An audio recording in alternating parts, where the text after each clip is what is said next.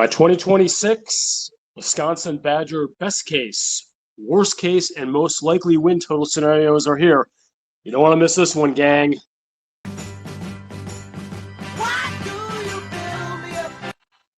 Scary Alvarez is back. The longing and aching from the fans were there, and here I am. Anyway, we're going to go back to some turf we've been on the past. We're only 3 weeks out of camp right now, less than 3 weeks from camp. And I want to look at the best case, worst case, and most likely win total pre-camp for Luke Fickell's 2026 Wisconsin Badger squad. Before we do so, please throw Scary a like and a subscription if you haven't already. It really helps a lot. So I mentioned in an earlier podcast this spring that I was uncomfortable making a win projection. And I feel like I can stay consistent with that feeling because I'm still pretty much in the same headspace, but this at least allows me some different scenarios in the algorithm to come to that number. So let's start with the best case scenario. And sort of as a caveat before we do this, these don't take a bowl game into account. I think it's too hard to, obviously, if you get the best case scenario number of wins, you will have a bowl game.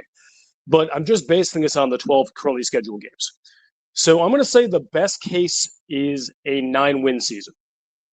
And I know people on the boards, and I like this. It's fun optimism, if not in July, when I'm seeing 10 wins, 11 from some people, not everyone. There's certainly some Squidward tentacles in there too. But 9 as a ceiling feels about right. Is there a statistical probability they can win more than 9? Yes. So I don't want someone saying I'm being a negative Nelly here. But given how down things were last season and the fact that, yes, the schedule is significantly easier, but there are not a lot of what I would label easy wins, even with Big Ten teams that have not been up. I'm seeing people calling a game at UCLA an easy win when UCLA has a new coach in Bob Chesney who has won everywhere he's been and was in the college football playoff. So that's not going to be an easy win.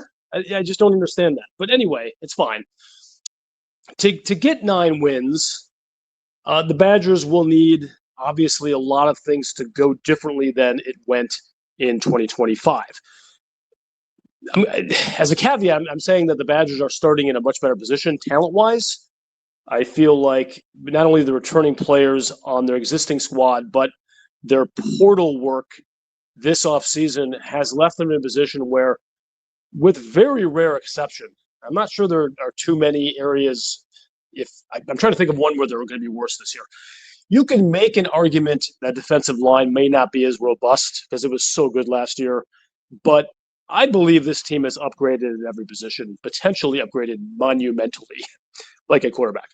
But anyway, if Joseph is who we think he is, and he stays healthy, that's a big word, guys, as anyone knows the last 3 years watching Wisconsin football for quarterbacks. The coaches stay locked in all season because frankly, I like the way we finished, but there were times last year where I was head-scratching a little bit in some of the coaching stuff.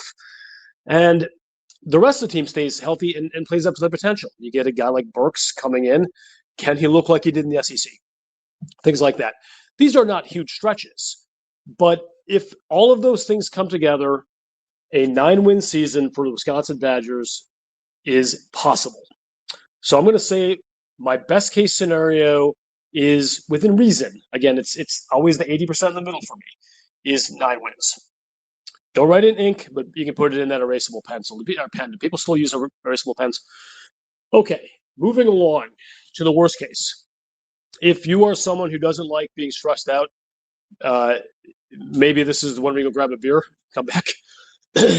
grab one of those spotted cows and slam it before you hear this. But my worst case is not maybe as bad as some people's worst case either. I'm going to set the worst case at 5 wins. Now, if you're Luke Fickell's staff, and probably a good portion of this team's roster, 5 wins would be a worst case in terms of it's bye-bye. It's bye-bye time. If I'm telling you right now, I don't care how they'll look better. I'm certain to win 5 games. They're going to have to look better anyway. But if this team goes 5-7 and misses a bowl for a 3rd straight season, the Luke Fickell and Madison will be over. I don't think this is happening. That's why this is a worst case. It's not likely. But, obviously there could be some PTSD going for me here. I mean, you've been kicked in the teeth enough the last few years, seeing what you're seeing. Even if you see things that objectively look better in terms of the guys in the room and the money and things like that, you still have a hard time getting past what you have seen in recent history, which was 2025, which, while it trended better at the end, was a disaster. So if the injury bug bites, I don't even want to say like Colton Joseph is hurt, but we'll just say generally, if injuries are a thing as they have been recently, and maybe some of the upgrades that we had expected do not come to fruition, it's not outlandish, even with the schedule, to see a Badger team that improves. I think they're going to improve, guys. I do. I think that's almost inevitable, but not enough. They lose some close games, and they end up with a 5-7 season, missing a bowl game for a third straight year. That would be an implosion. And new AD Eichhorst will have another gigantic job on his hands immediately. I bet it's not going to be Mike Riley. But anyway, that's worst case, and that's unlikely. I don't think that's going to happen, guys. Anyone who listening to this, please know I'm not saying I think this is going to be a 5-win team. I do not think it's going to be a 5-win team. The most likely win total, again, this is taking Bulls out of the equation, 7 wins. Kind of like 5 wins. I feel like some of you who've drinking the Kool-Aid more than I have, and that Kool-Aid may be real Kool-Aid. I'm going to be clear here. The analogy falls apart pretty quickly. But 7 wins seems about right. That's 3 more wins than last season. Yes, I understand. Once again, breathlessly, we talk about the easy schedule. I have gone through that schedule. There are going to be games that are easier than, for example, Oregon, Ohio State, Alabama, Indiana, but they're not easy games in terms of the real world. So you're going to get Michigan State, or have Rutgers at home. You're going to be at Maryland. You're going to be at Purdue. Games you should win if you are where you think you are. Games you very well may not win. It's just the way it goes. I mentioned at UCLA. There's all kinds of games like that, and maybe you pull an upset somewhere. That would be awesome. So 7 wins is what I'm saying. I feel like this is realistic. It may be underestimating the team a little bit, and that's okay. I can live with that. And I'll probably do another one of these after camp and before the Notre Dame game. And it is very possible what I see as a 7-win most likely team could be an 8-win most likely team. I suppose there's a scenario where it goes down too, based on what I see in camp. I don't expect to, but right now I'm setting 7 wins with a bowl game as the sort of dead center middle most likely scenario for this Wisconsin football team. Not to hit this ad nauseum, but certainly this team has potential for more than 7 wins. I feel like people are going to listen to this and be mad at me and think I'm doom and glooming this. I'm not doom and glooming this. I am predicting the most likely scenario to be 3 more wins, almost double the win total from last season, and a bowl game. Okay? What that would look like is it's not going to be with the same performances Wisconsin had last year, just they have an easier schedule. It's going to be with better performances too. This team is, in all likelihood, going to be better than it was last season. So some of those wins that were blowouts last season, or losses rather, that were blowouts last season, are going to be closer games. So, for example, you get run by Maryland last year at home in a game that's not close. Maybe this year they trip you by 3 in College Park. I don't know. There's all kinds of permutations this could look like. But I do think the eye test is met in terms of this will be a much more competitive team with a much better offensive line, a solid running game. The passing game should be better. I would say almost certainly better based on the fact that it was almost non-existent last year.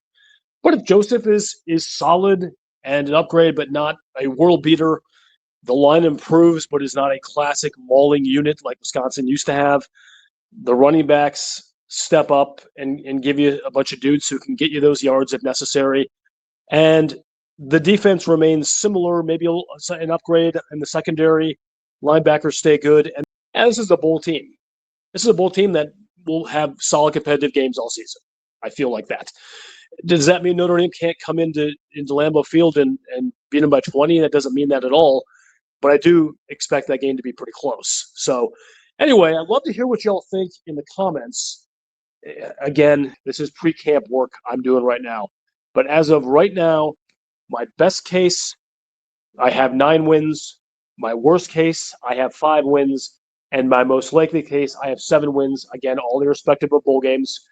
Love to hear what you have to say. And Scary Alvarez is out.